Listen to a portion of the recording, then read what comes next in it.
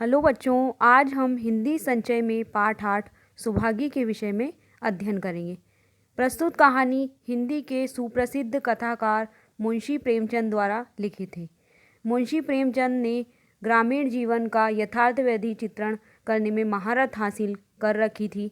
इस कहानी के माध्यम से एक ओर हमारे समाज में पुत्र को पुत्री से श्रेष्ठ समझे जाने की भावना पर करारी चोट की गई है, तो दूसरी ओर जीवन की विकट से विकट यानी कठिन से कठिन परिस्थितियों का भी सफलतापूर्वक सामना करने की नारी की क्षमता को सिद्ध किया है।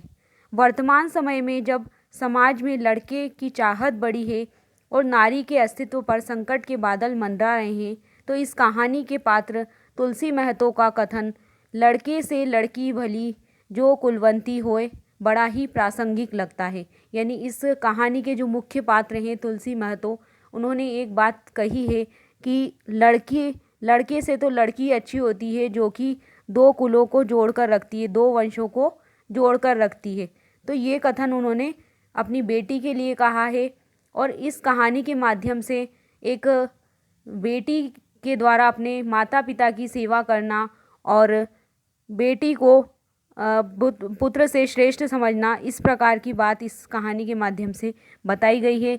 इस कहानी को पढ़ने से पहले हम इस कहानी के शब्दार्थ को पढ़ेंगे। ज्वर का अर्थ होता है बुखार, त्रिया का मतलब होता है स्त्री, कंठ का अर्थ होता है गला, कौर का अर्थ होता है निवाला, विनीत का अर्थ होता है नम्र, सजल का मतलब होता है आंसू भरे, उजड्ड का मतलब होता है गंवार, पैगाम का अर्थ होता है संदेश या सूचना, विपदा का अर्थ होता है संकट या मुसीबत, आग्रह का मतलब होता है प्रार्थना करना, कृतज्ञ का मतलब होता है उपकार मानने वाला, मंगलमय का अर्थ होता है कल्याणकारी, देनदार का मतलब होता है कर्ज देने वाला, अंत्येष्टि का मतलब होता है अंतिम संस्कार, नागा का अर्थ होता है अनुपस्थिति, अबला का मतलब होता है कमजोर स्त्री, राजी होना का मतलब होता है मान लेना, ठेका लेना का मतलब होता है जिम्मेदारी लेना, चलने की वेला का अर्थ होता है जाने का समय। इस प्रकार हमने इस पाठ के शब्दार्थ को पढ़ लिया है। इस कहानी में पुत्र को पुत्री से श्रेष्ठ समझे जाने की भावनाओं को दर्शाया गया है। तो हम इस कहानी को पढ़कर इस भाव को समझेंगे कि किस प्रकार एक पुत्री ने अब अंतिम समय में अपने पिता की किस प्रकार सेवा की और उन्हें किसी भी प्रकार का कष्ट नहीं दिया। तो तुलसी महतो अपनी लड़की सुभागी से बहुत प्यार करते थे। यानी तुलसी महतो नाम का व्यक्ति था, वो अपनी बेटी से बहुत प्यार करता था। छोटी उम्र में ही वह घर के काम में चतुर और खेतीबाड़ी के काम में निपुण थी। यानी कम उम्र में ही जो सुभागी थी वो बहुत ही चालाक और खेतीबाड़ी के काम में कुशल थी।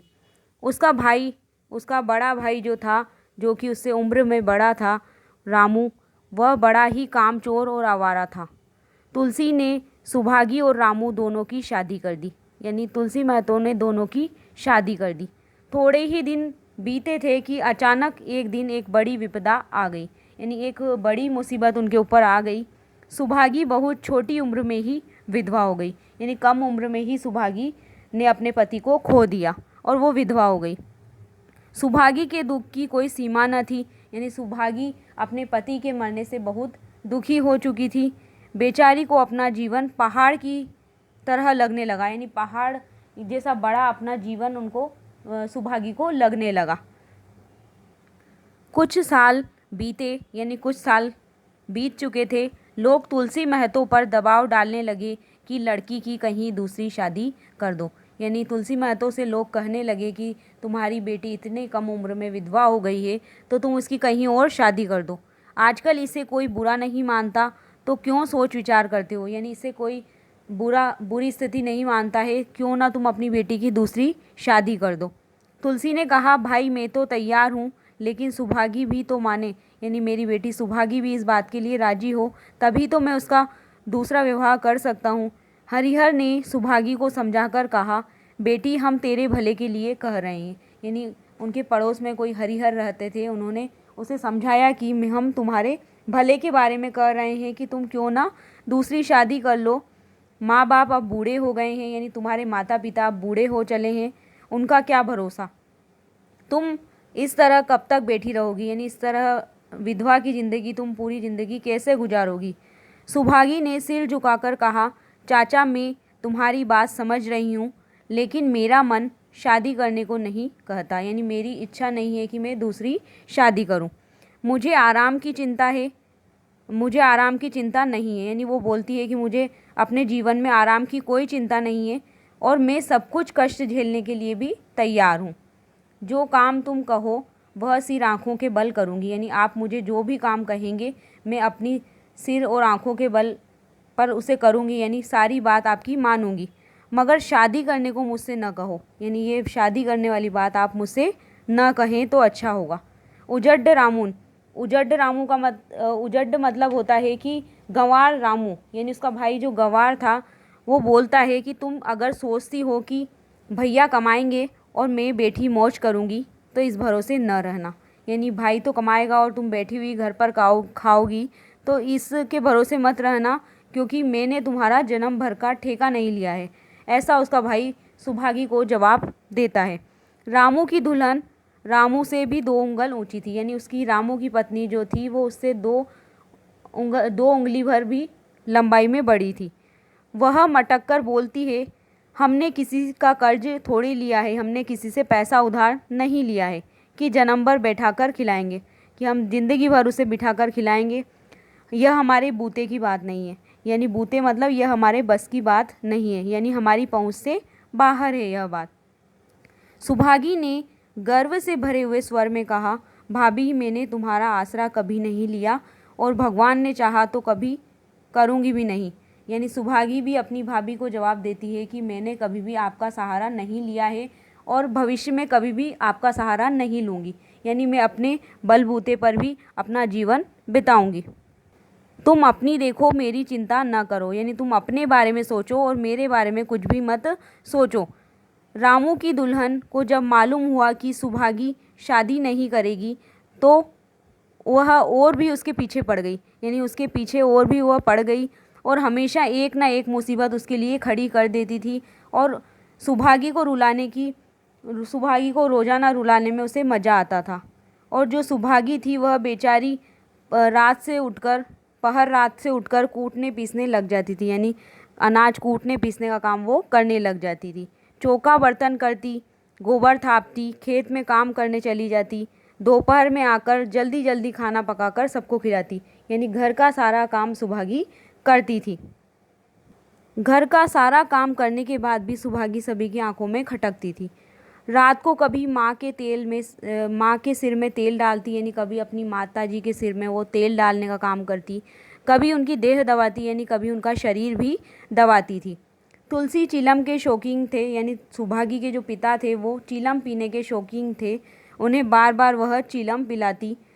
जहाँ तक उसका बस चलता माँ बाप को कोई काम भी न करने देती, यानी सुभागी अपनी माता पिता से कोई काम नहीं करवाती थी। हाँ, भाई को रोकती थी, सोचती थी ये जवान आदमी है, ये काम न करेंगे तो गृहस्थी कैसे चलेगी, यानी अपने बड़े भाई को वो काम करने से नहीं रोकती थी, सिर्फ अपने माता पिता को काम करने के लिए वो मना करती थी। अपने माता पिता से वह कोई काम नहीं कराती थी और भाई के लिए वह ऐसा सोचती थी कि यह अगर काम नहीं करेगा तो घर गृहस्थी कैसे चलेगी। मगर रामू को यह बात बुरी लगती थी। वह सोचता था कि अम्मा और दादा को तिनका तक नहीं उठाने देती और मुझे पीसना चाहती है, यानी अम्मा और दादा जो हैं उन्हें कुछ काम नहीं करने को कहती है ये। और यहाँ तक कि ये बात सुनकर वह आपे से बाहर हो जाता है, यानी गुस्सा उसे आ जाता है। सुभागी से बोला, अगर उन लोगों का बड़ा मोह है तो क्यों अलग नहीं लेकर रहती, यानी अपने माता पिता से इतना प्रेम करती हो, तुम स्नेह करती हो, तो उन्हें अलग क्यों नहीं कर लेती, अलग क्यों नहीं रहने लग जाती। तुलसी महतो बोलते हैं, रामू के पिता बोलते हैं कि जब तक मैं जीता हूँ तुम उसे कुछ नहीं कह सकते, यानी जब तक मैं जिंदा हूँ तुम सुभागी को कुछ नहीं कह सकते। मेरे पीछे जो जी चाहे वो करना, यानी मैं मर जाऊँ उसके बाद तुम्हारी मर्जी हो जो उसके साथ करना। बेचारी का घर में रहना मुश्किल कर दिया है, यानी घर में रहना उसका मुश्किल हो चुका है, उसे दिन भर तुम ताने सुनाते रहते हो। रामू बोलता है, आपको बेटी बहुत प्यारी है तो उसे गले बांध कर रखिए, मुझसे तो नहीं रुका जाता, यानी मैं तो उससे कुछ ना कुछ कहूँगा ही, क्योंकि मुझसे नहीं रुका जाता। तुलसी महतो बोलते हैं, अच्छी बात है, अगर तुम्हारी यही मर्जी है तो यही होगा, यानी तुम बंटवारा करवाना चाहते हो तो यही होगा।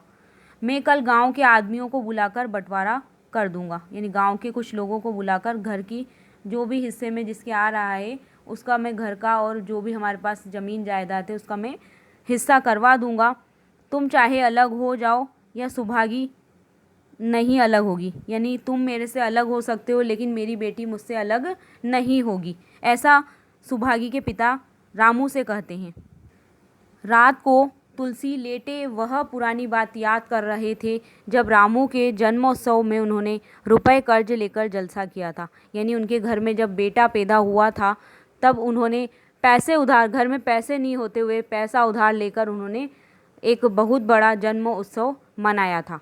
और जब सुभागी पैदा हुई तो घर में रुपए रहते हुए भी उन्होंने एक कौड़ी तक भी खर्च नहीं की थी, यानी एक कौड़ी तक भी उन्होंने खर्च करना अच्छा नहीं समझा था।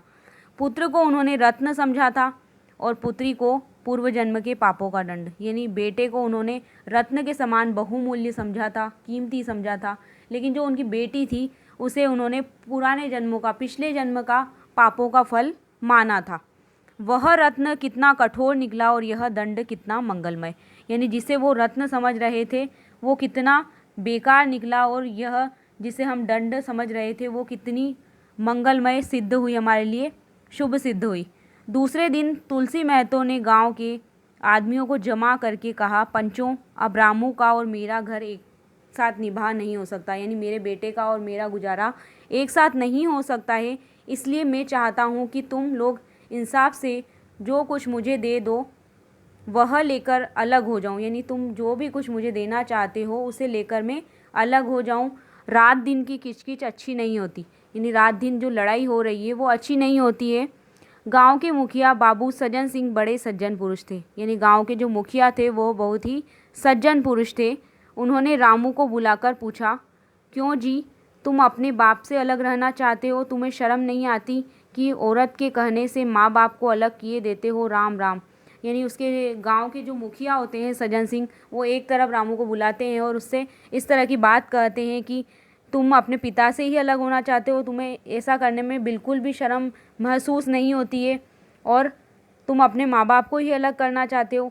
तो रामू ने ढिठाई से कहा, ढीठ पने से उसने कहा, जब एक साथ गुजर न हो तो अलग होना ही अच्छा है, यानी जब तक एक साथ गुजारा होना अच्छा नहीं होता तो अलग हो जाना ही ठीक होता है। तो सज्जन सिंह उससे कहते हैं कि तुमको एक साथ रहने में क्या कष्ट होता है? अब रामू से पूछते हैं कि तुम एक साथ क्यों नहीं रहना चाहते, तुम्हें एक साथ रहने में क्या परेशानी है, यानी क्यों अलग होना चाहते हो? रामू बोलता है, साहब मेरा इनके साथ निवाह न होगा, यानी मैं इनके साथ मेरा जीवन निर्वाह नहीं होगा, बस मैं और कुछ नहीं जानता, इसके अलावा मैं कुछ भी नहीं जानता हूँ। यह कहता हुआ रामू वहाँ से चला जाता है, यानी इतनी बात रामू सज्जन सिंह से करता है और वहीं से चला जाता है। तुलसी महतो जो कि उसके पिता थे वो सारी बात वहाँ पर देख रहे थे। अब वह सज्जन सिंह से बोलते हैं कि देख लिया आप लोगों ने इसका मिजाज, आप चाहें 4 हिस्सों में से 3 हिस्से इसको दे दें, पर अब मैं इस दुष्ट के साथ न रहूँगा, यानी इस बुरे व्यक्ति के साथ मैं रहना पसंद नहीं करूँगा, या जायदाद में से ज़्यादा हिस्सा इसको आप दे सकते हो लेकिन मैं इसके साथ नहीं रहूँगा। भगवान ने बेटी को दुख दे दिया, नहीं तो मुझे खेती बाड़ी लेकर क्या करना था, यानी मेरी बेटी बचपन में ही विधवा हो गई, तो नहीं तो मैं खेती बाड़ी भी मेरे लिए आवश्यकता नहीं थी, क्योंकि जहाँ रहता वहीं मैं कमा कर खाता, यानी अगर मेरी बेटी घर पर नहीं होती तो मैं जहाँ रहता वहीं पर मैं कमा कर खा लेता। भगवान ऐसा बेटा बेरी को भी ना दे, यानी इस तरह का बेटा, मेरे जैसा बेटा दुश्मन को भी नहीं दे। लड़के से लड़की भली जो कुलवंती होए, यानी लड़के से तो लड़की अच्छी होती है जो कि 2 वंशों को जोड़कर रखती है, ऐसा तुलसी महतो सज्जन सिंह से कहते हैं। इसके आगे की घटना हम इस पार्ट के वीडियो के भाग 2 में पढ़ेंगे। धन्यवाद।